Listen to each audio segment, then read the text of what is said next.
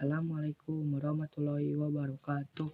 Saya dengan Rizky Muhammad Alfat akan mempresentasikan tentang pelestarian lingkungan. Pendahuluan, latar belakang menjelaskan globalisasi dan dampak bagi manusia dengan alam.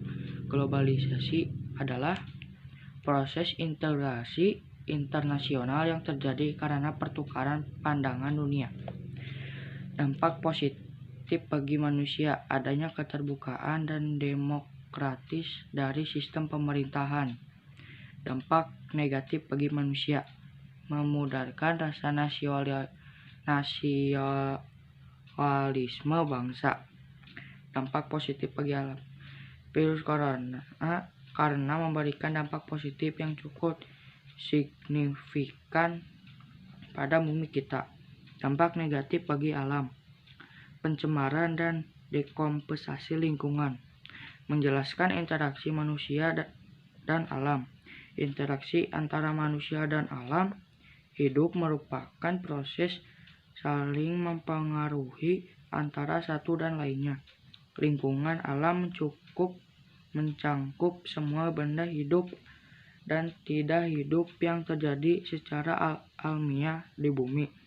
Menjelaskan dampak negatif dan dampak positif interaksi manusia dengan alam. Rusaknya lingkungan alam, dampak negatif. Mendapatkan sumber daya alam, pemenuhan sandang, pangan, dan papan, dampak positif.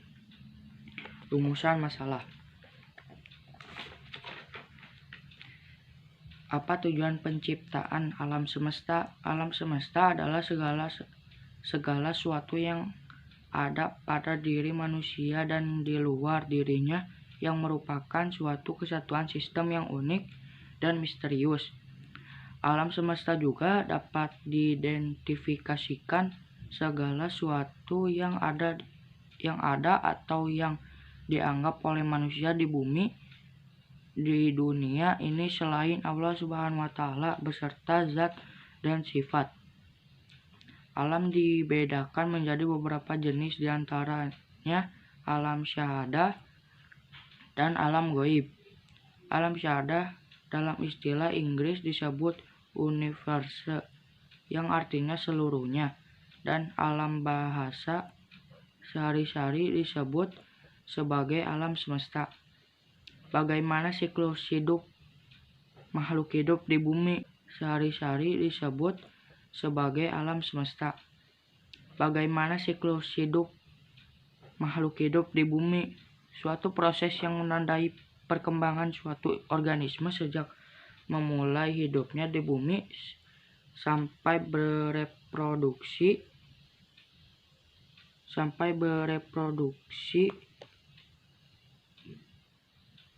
untuk mempertahankan keberadaan jenisnya.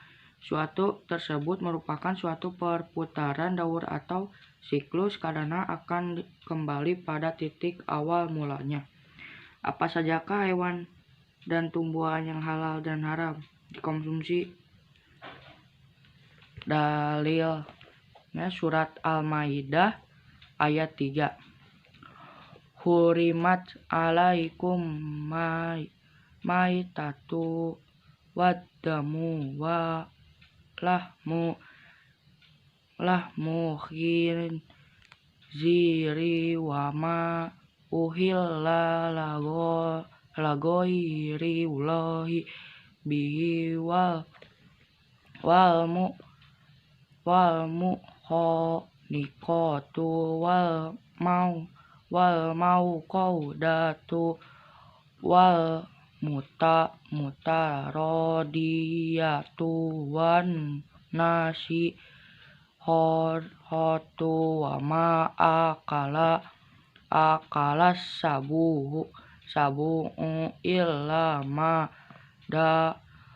madakutum wa madu miha alaina subi wa an nas saksimu bil azla zalikum fiskun alai al yauma ya isal lazina kafaru min dinikum falat tahsyauhum wahsaun al yauma akmatu lakum nakum awat mantu alaikum nik untuk dimakan apabila ada hewan yang mati secara tidak wajar atau tanpa melalui proses penyembelihan yang disyariatkan dalam ajaran Islam seperti artinya diharamkan bagimu memakan bangkai, darah, daging babi dan daging bukan atas nama Allah, dan yang tercekik, yang dipukul, yang jatuh, yang ditanduk, dan yang diterkam binatang buas, kecuali yang sempat kamu sembelih, dan diharamkan pula yang disembelih untuk berhala, dan diharamkan pula mengundi nasib dengan azlam, anak panah, yang itu suatu perbuatan fasik pada hari ini. Orang-orang kafir telah putus asa untuk mengalahkan agamamu. Sebab itu janganlah kamu takut kepada mereka, tetapi takutlah kepadaku. Pada hari ini telah sempurnakan agamamu untukmu dan telah kucukupkan nikmatmu bagimu, dan telah aku ridai Islam sebagai agamamu. Tetapi barang siapa ingin berbuat dosa, maka sungguh Allah Maha Pengampun dan Maha Penyayang. Kita lanjut. Hewan yang halal selain jenis halal, maka ketika penyembelihan harus menyebut nama Allah. Hewan tersebut didapat cara halal dan baik dengan syariat Islam seperti sapi, kerbau, kambing, unta, ayam.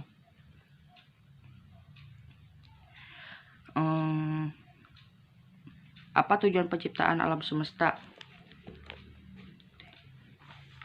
Arabnya Yahmanasu inna khalaqnakum min dakairin wa unsa wa ja'alnakum su'uba qabaila lita'arafun inna akramakum indallaha anfakum innallaha alimun khabir. Allah Maha mengetahui, Maha teliti. Kita lanjut. Tujuan menjelaskan tujuan perbuatan karya ilmiah ini untuk menambahin ilmu pengetahuan kita dalam semua mata pembelajaran dengan menjelaskan dampak positif negatif yang terkandung, dapat memahami untuk menambah ilmu pengetahuan kita sebagai siswa. Pembahasan. Tujuan penciptaan semesta ini pada dasarnya adalah sarana untuk menghantarkan manusia dan pengetahuan dan pembuktian tentang keberadaan dan keberluasan Allah. Penggolongan siklus makhluk hidup di bumi. Semua makhluk hidup mengalami siklus hidup atau daur hidup. Daur hidup adalah suatu proses yang dialami makhluk hidup. Yang daur hidup yang pertama kali organisme hidup di bumi, lalu tumbuh dan berkembang menjadi organisme atau makhluk hidup dewasa dan berkembang biak untuk mempertahankan kelangsungan jenis. Hewan dan tumbuhan yang halal dan haram dikonsumsi. Salah satu karunia yang diberikan Allah kepada manusia adalah diciptakan memakan dari berbagai jenis makanan atau tumbuhan yang telah diolah secara halal dan thayyib.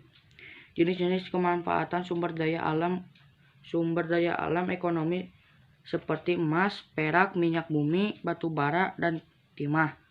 Sumber daya non-ekonomi seperti sinar matahari, udara, dan air. Contoh-contoh sikap yang memanfaatkan sumber daya alam berdasarkan sila-sila Pancasila.